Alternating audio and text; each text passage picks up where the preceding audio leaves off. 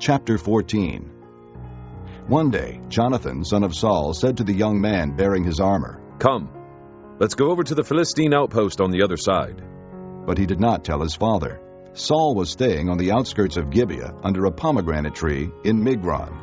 With him were about 600 men, among whom was Ahijah, who was wearing an ephod. He was a son of Ichabod's brother Ahitub, son of Phinehas, the son of Eli, the Lord's priest in Shiloh. No one was aware that Jonathan had left.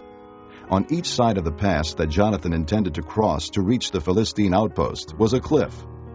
One was called Bozez, and the other Sina. One cliff stood to the north toward Michmash, the other to the south toward Geba. Jonathan said to his young armor-bearer, "Come, let's go over to the outpost of those uncircumcised fellows. Perhaps the Lord will act in our behalf. Nothing can hinder the Lord from saving, whether by many or by few." "Do all that you have in mind," his armor-bearer said. "Go ahead. I am with you, heart and soul." Jonathan said, "Come then. We will cross over toward the men and let them see us.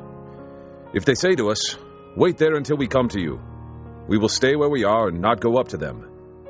But if they say, 'Come up to us,' we will climb up, because that will be our sign that the Lord has given them into our hands." So both of them showed themselves to the Philistine outpost. "Look," said the Philistines. "the Hebrews are crawling out of the holes they were hiding in." The men of the outpost shouted to Jonathan and his armor-bearer, "Come up to us, and we'll teach you a lesson."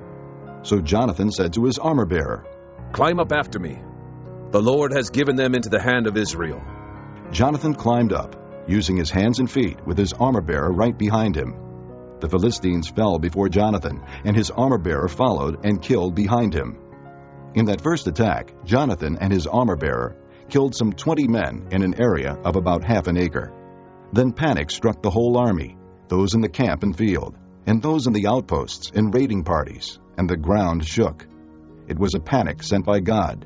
Saul's lookouts at Gibeah in Benjamin saw the army melting away in all directions. Then Saul said to the men who were with him, "Muster the forces and see who has left us." When they did, it was Jonathan and his armor-bearer who were not there. Saul said to Ahijah, "Bring the ark of God." At that time it was with the Israelites. While Saul was talking to the priest, the tumult in the Philistine camp increased more and more. So Saul said to the priest, "Withdraw your hand." Then Saul and all his men assembled and went to the battle. They found the Philistines in total confusion, striking each other with their swords. Those Hebrews who had previously been with the Philistines and had gone up with them to their camp went over to the Israelites who were with Saul and Jonathan. When all the Israelites who had hidden in the hill country of Ephraim heard that the Philistines were on the run, they joined the battle in hot pursuit. So the Lord rescued Israel that day, and the battle moved on beyond Beth-aven.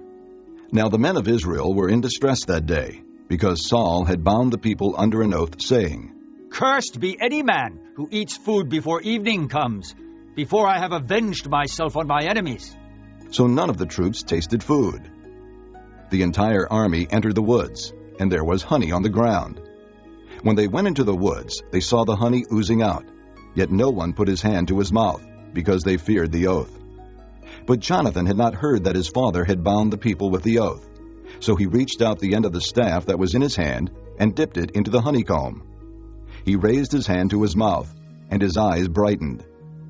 Then one of the soldiers told him, "Your father bound the army under a strict oath, saying, 'Cursed be any man who eats food today.' That is why the men are faint." Jonathan said, "My father has made trouble for the country. See how my eyes brightened when I tasted a little of this honey. How much better it would have been if the men had eaten today some of the plunder they took from their enemies. Would not the slaughter of the Philistines have been even greater?" That day, after the Israelites had struck down the Philistines from Michmash to Aijalon, they were exhausted. They pounced on the plunder, and taking sheep, cattle, and calves, they butchered them on the ground and ate them, together with the blood. Then someone said to Saul, "Look, the men are sinning against the Lord by eating meat that has blood in it." "You have broken faith," he said. "Roll a large stone over here at once." Then he said, "Go out among the men and tell them, 'Each of you bring me your cattle and sheep, and slaughter them here and eat them. Do not sin against the Lord by eating meat with blood still in it.'" So everyone brought his ox that night and slaughtered it there. Then Saul built an altar to the Lord. It was the first time he had done this. Saul said, Let us go down after the Philistines by night and plunder them till dawn, and let us not leave one of them alive. Do whatever seems best to you. They replied. But the priest said, Let us inquire of God here. So Saul asked God, Shall I go down after the Philistines? Will you give them into Israel's hand? But God did not answer him that day. Saul therefore said, Come here, all you who are leaders of the army, and let us find out what sin has been committed today. As surely as the Lord who rescues Israel lives, even if it lies with my son Jonathan, he must die. But not one of the men said a word. Saul then said to all the Israelites, You stand over there. I and Jonathan my son will stand over here.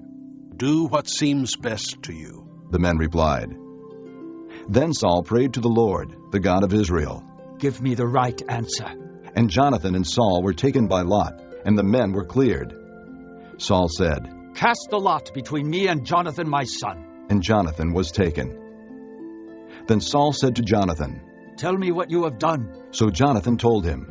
I merely tasted a little honey with the end of my staff, and now must I die? Saul said, May God deal with me, be it ever so severely, if you do not die, Jonathan. But the men said to Saul, Should Jonathan die, he who has brought about this great deliverance in Israel? Never. As surely as the Lord lives, not a hair of his head will fall to the ground, for he did this today with God's help. So the men rescued Jonathan, and he was not put to death. Then Saul stopped pursuing the Philistines, and they withdrew to their own land.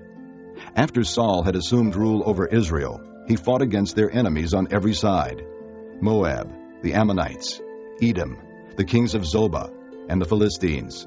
Wherever he turned, he inflicted punishment on them. He fought valiantly and defeated the Amalekites, delivering Israel from the hands of those who had plundered them. Saul's sons were Jonathan, Ishvi, and Malchishua. The name of his older daughter was Merab, and that of the younger was Michal. His wife's name was Ahinoam, daughter of Ahimaaz. The name of the commander of Saul's army was Abner, son of Ner, and Ner was Saul's uncle. Saul's father Kish and Abner's father Ner were sons of Abiel. All the days of Saul there was bitter war with the Philistines, and whenever Saul saw a mighty or brave man, he took him into his service.